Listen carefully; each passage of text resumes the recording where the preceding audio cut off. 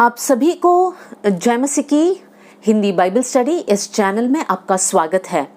आइए मिलकर एक नए विषय को हम सीखेंगे और आज हमारा विषय यह है कि प्रभु के साथ साथ चलना।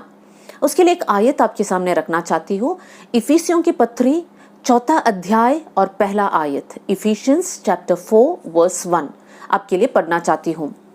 इसलिए मैं जो प्रभु में बंदी हूँ तुमसे विनती करता हूं कि जिस बुलाहट से तुम बुलाए गए थे उसके योग्य चाल चलो।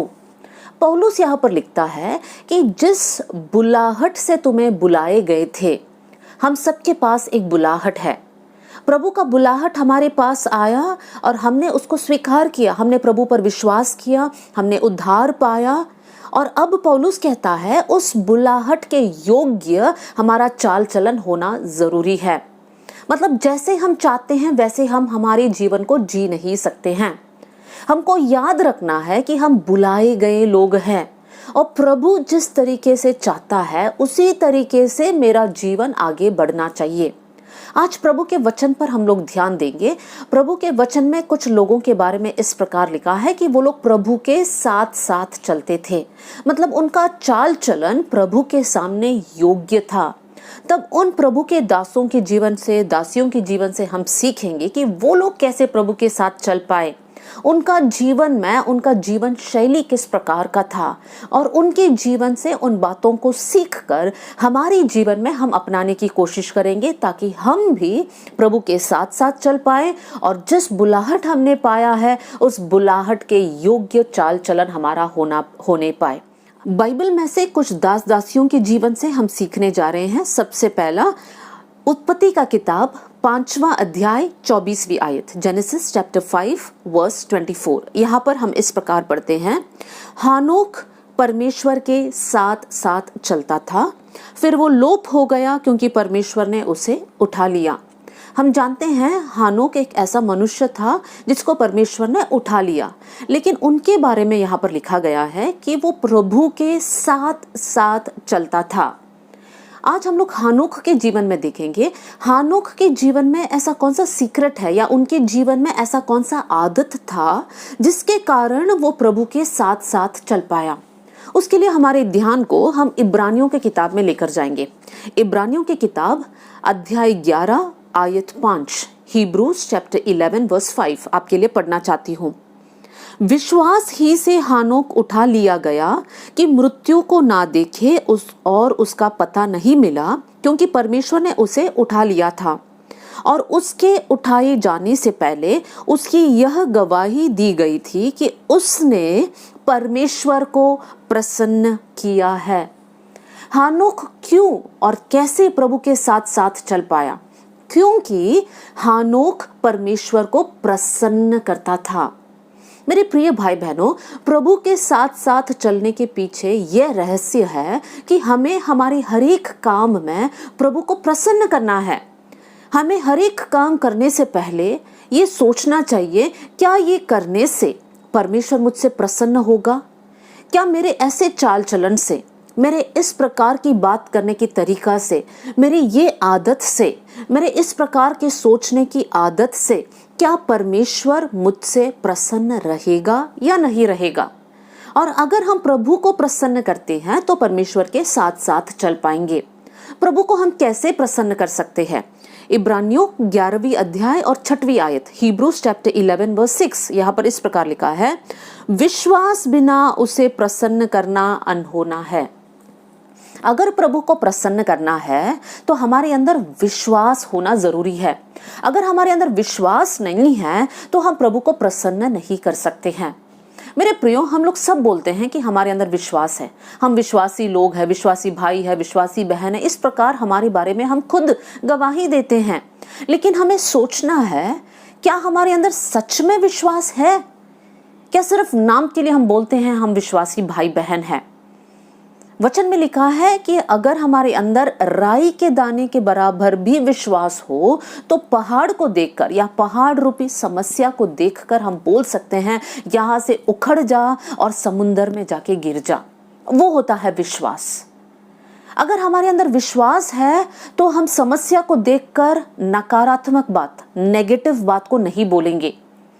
अगर हमारे जीवन में अचानक सा कोई बुरी बात होती है तो हम प्रभु को सवाल नहीं करेंगे, प्रभु पर शक नहीं करेंगे। ये है विश्वास। आज हमें चेक कर कर देखना है, क्या हमारे अंदर विश्वास है। अगर अचानक सा हमारा परिवार में एक दुर्घटना होती है तो क्या हम प्रभु को देखकर पूछते हैं, प्रभु आप कहाँ थे, क्यों आपने सुरक्षा नहीं दिया, क्यों आपने हमको संभाला नहीं। क्या इस प्रकार का शब्द हमारे मुंह से निकलता है तो हमारे अंदर विश्वास की कमी है। जिनके अंदर विश्वास है वो लोगों को ये पता है कि प्रभु हमारा देखभाल करता है। जो कुछ हमारे जीवन में होता है वो प्रभु की इच्छा के अनुसार होता है। अगर हमें दुख से होकर जाना है तो प्रभु संभालेगा, और अगर हमारे अच्छे समय है, आशीष का समय है, तब भी प्रभु हमें संभालेगा। हमारा भरोसा हमारा धन पर नहीं है, ना किसी दुर्घटना में हमारा विश्वास टूटेगा। वो है प्रभु पर विश्वास होना। मेरे प्रियो, आज अपने आप से पूछना जरूरी है, क्या प्रभु पर मेरा विश्वास है। अगर मेरा विश्वास प्रभु पर है तो मेरा जीवन शैली भी प्रभु के इच्छा के अनुसार होगा। चाहे सताव हो, चाहे दुख हो, चाहे बीमारी हो, मैं प्रभु को नहीं छोड़ूंगी, क्योंकि मुझे पता है कि ये संसार में मेरा जीवन दुख भरा रहेगा, दुख होगा, संकट होगा, लेकिन मैं हमेशा के लिए इस पृथ्वी में रहने नहीं आई हूं। मेरा अनंत काल का एक जीवन है, और उस जीवन को प्राप्त करने के लिए मेरा आज का जीवन शैली परमेश्वर को प्रसन्न करने वाला होगा। तो मेरे प्रियो, प्रभु के साथ साथ चलने का मतलब है परमेश्वर को प्रसन्न करने वाला जीवन बिताना। और परमेश्वर को कैसे हम प्रसन्न कर सकते हैं? जब हमारे अंदर विश्वास हो। किस पर विश्वास हो? प्रभु यीशु मसीह पर विश्वास हो कि प्रभु हमारा उद्धार करता है, प्रभु हमारे जीवन को संभालेगा, प्रभु हमारे जीवन को चलाएगा, और हमारे जीवन में जो कुछ होता है वो परमेश्वर के अनुमति के साथ होता है। प्रभु हमारे जीवन पर कंट्रोल करता है। तो मेरे प्रियो, प्रभु के साथ साथ चलने के लिए विश्वास होना जरूरी है। आगे हम लोग देखेंगे दूसरा प्रभु के दास के बारे में हम लोग पढ़ेंगे। उत्पत्ति का किताब 6वां अध्याय और उसका आयत 9, जेनेसिस चैप्टर 6 वर्स 9। यहाँ पर हम पढ़ते हैं, नूह की वंशावली ये है, नूह धर्मी पुरुष और अपने समय के लोगों में खरा था, और नूह परमेश्वर ही के साथ साथ चलता रहा। यहाँ पर हम लोग नूह के बारे में पढ़ सकते हैं। नूह के बारे में ये लिखा है कि वो परमेश्वर के साथ साथ चलता था। देखिए मेरे प्रियो, दूसरा प्रभु का एक दास जो प्रभु के साथ साथ चलता था। नूह के जीवन में हम देखेंगे नूह कैसे प्रभु के साथ साथ चल पाया। नूह के बारे में लिखा है कि वो धर्मी पुरुष था, वो अपने समय के लोगों के बीच में खरा था। नूह के अंदर खराई, नूह के अंदर सच्चाई, ईमानदारी था। मेरे प्रिय भाई बहनों, अगर प्रभु को प्रसन्न करना है तो परमेश्वर हमारे झूठ से प्रसन्न नहीं होता है। प्रभु के साथ साथ चलना है तो हमारे अंदर खराई और ईमानदारी होना चाहिए। झूठ नहीं बोलना चाहिए, झूठ का साथ नहीं देना चाहिए। परमेश्वर सच्चा परमेश्वर है, और प्रभु ये भी चाहता है कि परमेश्वर के बच्चे भी ऐसे ही रहे। नूह के बारे में दूसरी बात हम देख सकते हैं, नूह अपने समय के लोगों के बीच में खरा था। नूह के समय के लोग कैसे थे? हम लोग 6वां अध्याय की 5वीं आयत से जब हम पढ़ते हैं, नूह के समय के लोगों के बारे में हम पढ़ सकते हैं। उस समय के बारे में बाइबल में लिखा है कि उस समय पर संसार में दुष्टता बढ़ चुकी थी। सारे लोग दुष्ट थे, पाप में डूबे हुए थे, सब लोग बुराई कर रहे थे। और परमेश्वर के वचन में लिखा है कि नूह ऐसे ही लोगों के बीच में खराई के साथ रहता था। इसका मतलब नूह प्रभु के साथ साथ इसलिए चल पाया क्योंकि वो सांसारिक दुष्टता से, सांसारिक पाप से अपने आप को अलग रखा।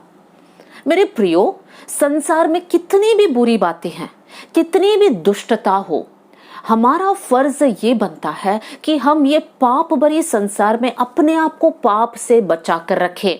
हम नहीं बोल सकते हैं सब करते हैं, सब बुराई में फंसे हुए हैं, हम कैसे खरे रह सकते। इस प्रकार की बहाने हम प्रभु के सामने नहीं बोल सकते हैं, क्योंकि नूह के समय में भी सिचुएशन ऐसा ही था।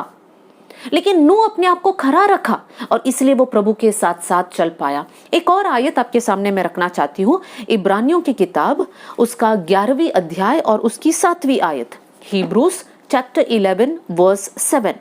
यहाँ पर हम नूह के बारे में पढ़ सकते हैं। विश्वास ही से नूह ने उन बातों के विषय में जो उस समय दिखाई न पड़ती थी चेतावनी पाकर भक्ति के साथ अपने घराव के बचाव के लिए जहाज बनाया और उसके द्वारा उसने संसार को दोषी ठहराया और उस धर्म का वारिस हुआ जो विश्वास से होता था। जैसे हमने पहले देखा, नूह के अंदर भी विश्वास था। कौन सा विश्वास? परमेश्वर ने नूह से कहा, मैं संसार को नष्ट करने जा रहा हूं, तुम्हें जहाज बनाना है। नूह ने इस बात पर विश्वास किया और नूह जो है जहाज बनाने लगा। और यहां पर लिखा है, नूह ने अपने परिवार को बचाया। कैसे बचाया? जहाज बनाकर वो और उसके परिवार उसमें चढ़ पाए। नूह ने प्रचार किया लोगों से, लेकिन लोगों ने नूह का बात को नहीं माना, लेकिन नूह और अपना परिवार बच पाए। मेरे प्रियो, प्रभु के साथ साथ जब नूह चलता था, नूह ने वो जिम्मेदारी अपने ऊपर उठाया कि मुझे अपने परिवार को भी बचाना है, और नूह ने जहाज बनाकर अपने परिवार को भी बचाया। मेरे प्रियो, प्रभु के साथ साथ चलने का मतलब ये है कि हम अपने आप को भी बचाएं और हमारे परिवारजनों को भी बचाएं। नूह ने एक बड़ी जिम्मेदारी अपने ऊपर उठाया था। जहाज बनाना कोई आसान काम नहीं था। पेड़ को काट कर लकड़ी को बनाना, फिर जहाज को बनाना बहुत कठिन काम था। आज जैसे हमारे पास टेक्नोलॉजी है, इक्विपमेंट्स है, उस समय पर नूह के पास कुछ नहीं था, लेकिन नूह ने विश्वास के जरिए वो किया और अपने परिवार को बचाया। मेरे प्रियो, सबसे पहले हमें अपने समय में खरा रहना है। दूसरी बात, प्रभु के साथ साथ चलते समय ये जिम्मेदारी हमारे ऊपर उठाना चाहिए कि मुझे और मेरे परिवार, हम सबको मिलकर स्वर्ग राज्य में पहुंचना है। सिर्फ मैं अपने आप को बचाना काफी नहीं है, मुझे मेरे परिवार को भी बचाना है। मेरे प्रियो, आज अपने परिवार को देख लिए। क्या आपके बच्चे प्रभु के मार्ग में चल रहे हैं? जिम्मेदारी आपकी है, आपको उन्हें बचाना है। प्रभु के साथ साथ जब आप चलते हैं, आपकी जिम्मेदारी बनता है कि आप अपने परिवार को भी बचाएं। क्या आपका जीवन साथी ने उद्धार पाया? जिम्मेदारी आपकी है। बहुत कठिन होगा, लेकिन विश्वास के साथ जब हम मेहनत करेंगे तब कोई भी काम असंभव नहीं है। मैंने मेहनत इसलिए बोला क्योंकि नूह ने जहाज बनाने के लिए मेहनत किया, हार्ड वर्क पुट इन किया। मेरे प्रियो, हम लोग सांसारिक रीति से मेहनत करते हैं, हम जॉब पे जाते हैं, ईमानदारी से काम करते हैं, सब कुछ करते हैं, लेकिन क्या आत्मिक विषयों में आप मेहनत करते हैं? क्या आपके जीवन में आत्मिक बातों के लिए एक अनुशासन है, एक प्रार्थना का एक समय, बाइबल पढ़ने का एक तरीका, बाइबल पढ़ने के लिए एक नियुक्त समय, एक पारिवारिक प्रार्थना के लिए समय? क्या ये सारी बातें हमारी परिवार में होता है? आत्मिक बातों में बढ़ना है तो आत्मिक विषयों में हमें मेहनत करना जरूरी है। तो प्रभु के साथ साथ चलने का मतलब यह है कि हमारा जीवन में आत्मिक विषय में हमें अनुशासन होना बहुत जरूरी है। तब जाकर हम अपने आप को और हमारे परिवार को बचा सकते हैं। प्रभु के साथ साथ चलना मतलब नूह के जैसे जीवन बिताना, खराई के साथ, अपने समय के लोगों में खरा रहना, मेहनत करना, अपने परिवार को बचाना। तब जाकर नूह के बारे में यह गवाही दी गई है कि नूह प्रभु के साथ साथ चला।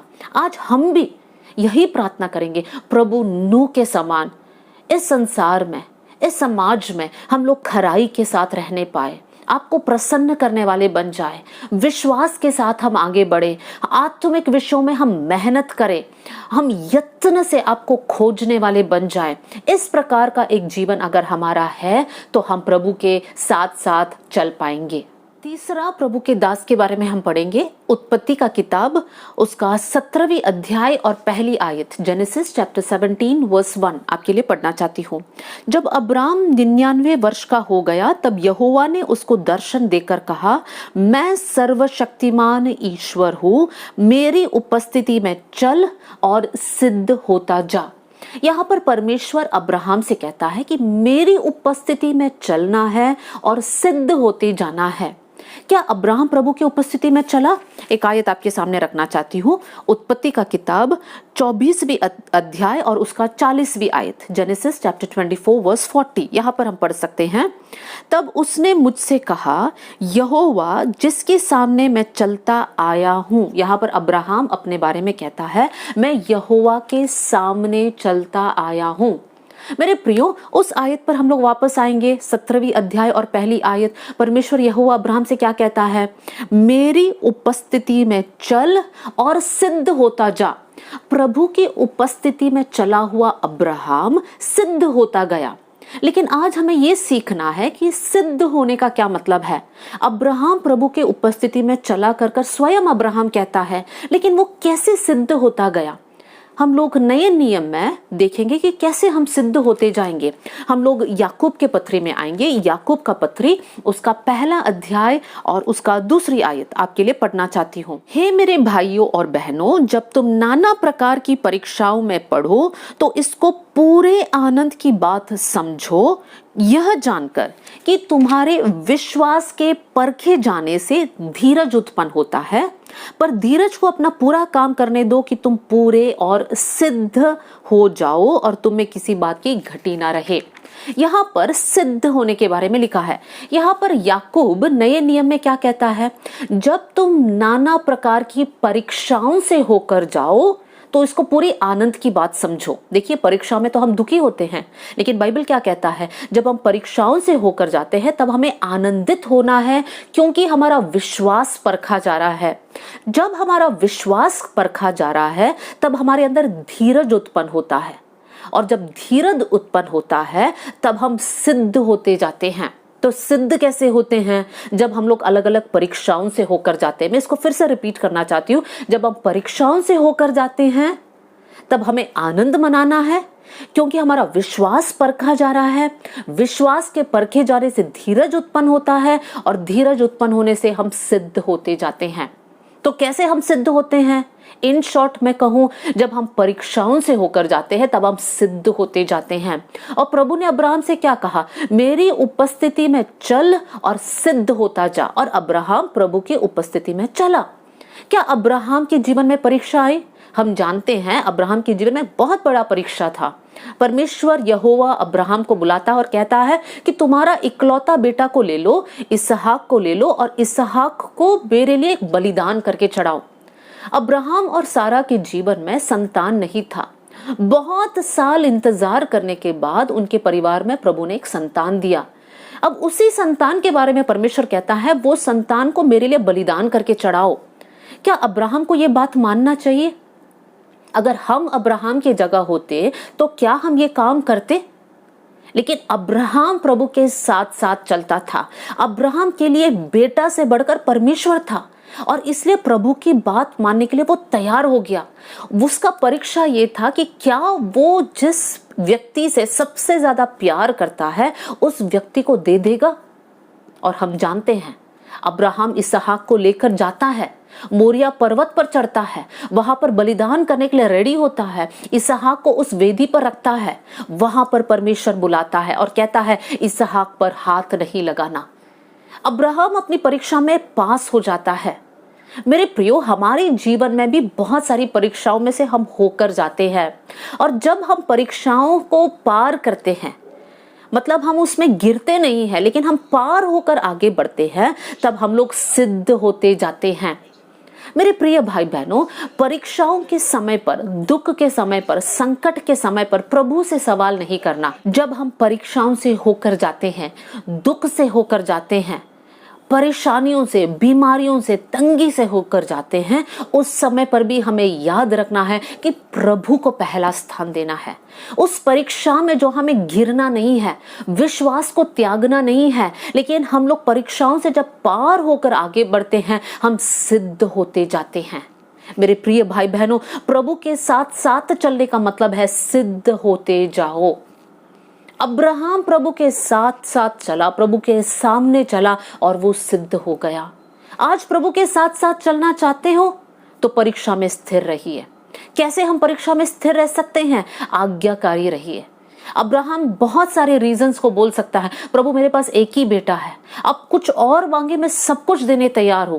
अब्राहम बहस कर सकता है, अब्राहम बहाने बोल सकता है, अब्राहम जेन्युइन रीजन भी दे सकता है, लेकिन अब्राहम वैसे नहीं करता है। मेरे प्रियो, प्रभु की आज्ञा मानने में कोई भी बहाने हमें लेकर आना नहीं चाहिए। प्रभु के साथ साथ चलने का मतलब है विश्वास में खड़े रहना और साथ साथ प्रभु की आज्ञा को मानना।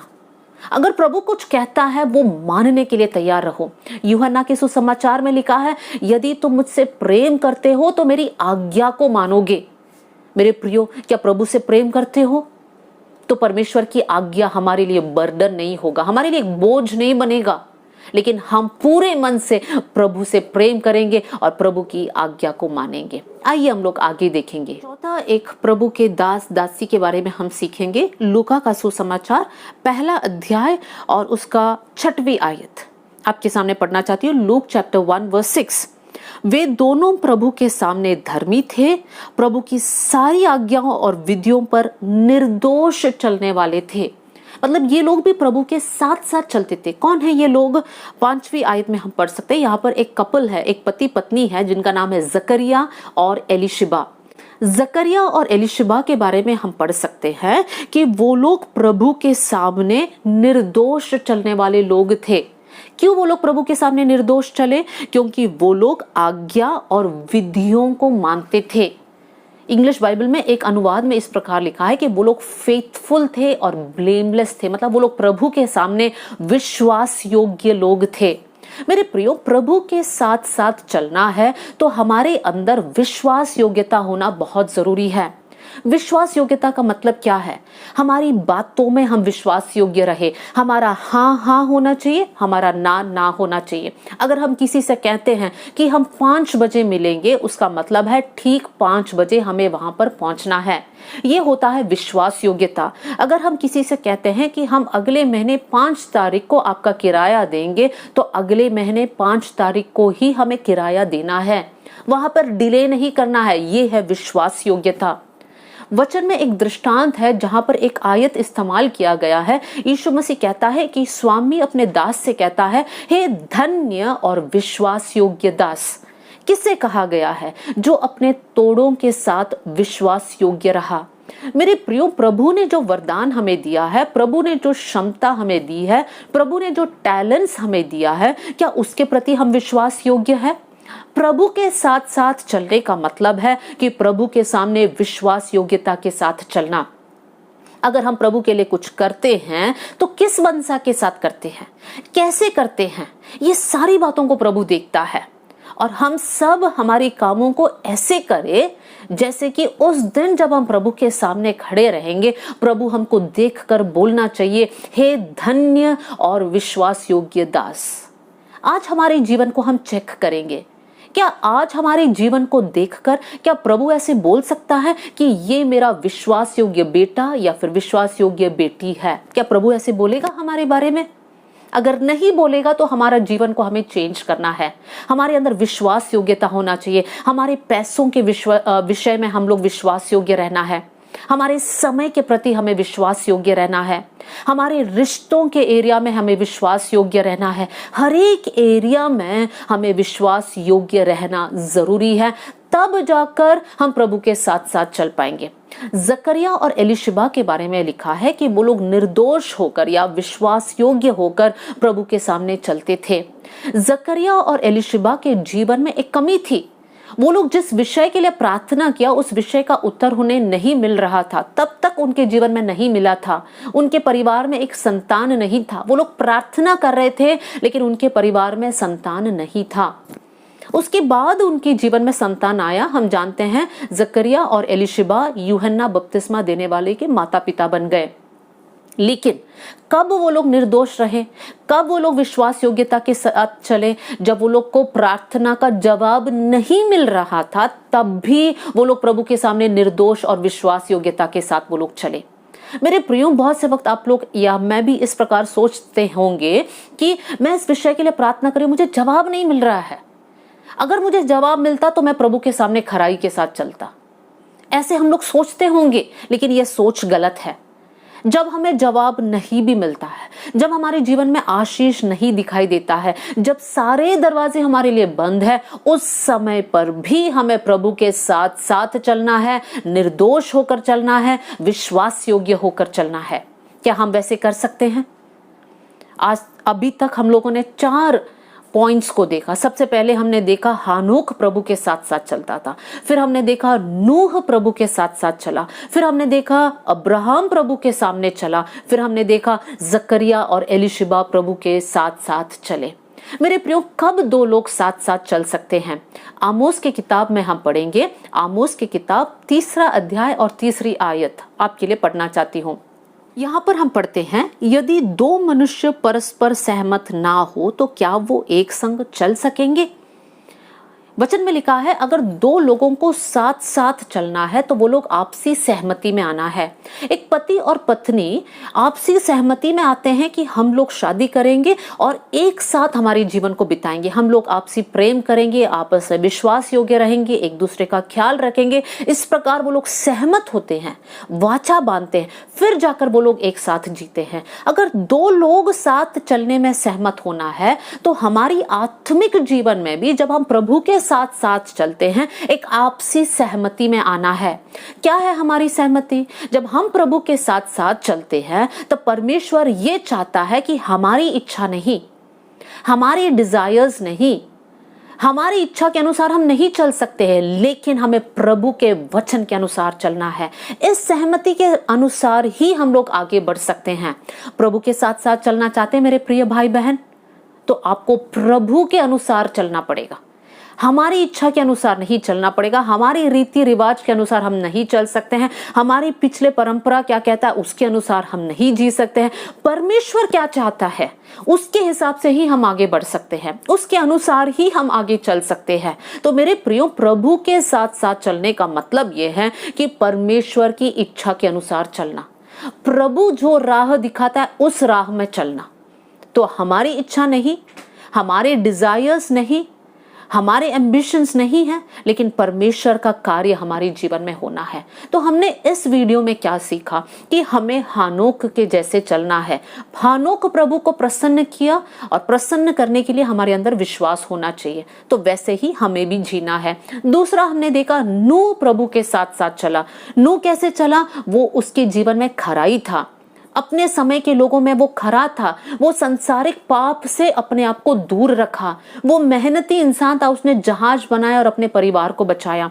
तीसरा हमने देखा अब्राहम के जीवन में, वो प्रभु के सामने चलता रहा और सिद्ध होता गया, परीक्षाओं से होकर गया, परीक्षाओं में वो सफल होकर, मतलब प्रभु के नजर में वो एक ऐसा दास था जो हर एक परीक्षा में वो पार होते गया। वैसे ही हमें भी जीना है। फिर हमने देखा जकरिया और एलिशिबा के जीवन में, उनके जीवन में आशीष नहीं था तो भी वो लोग निर्दोष होकर प्रभु के साथ साथ चले। मेरे प्रियो, आज हम लोग भी यही निर्णय को ले कि हम भी इन प्रभु के दास दासियों के समान प्रभु के सामने आज्ञाकारिता के साथ, दीनता के साथ, विश्वास के साथ, आशीष नहीं मिला, आशीष नहीं देखा तो भी निर्दोष होकर हम प्रभु के साथ साथ चलेंगे। कैसे चलेंगे?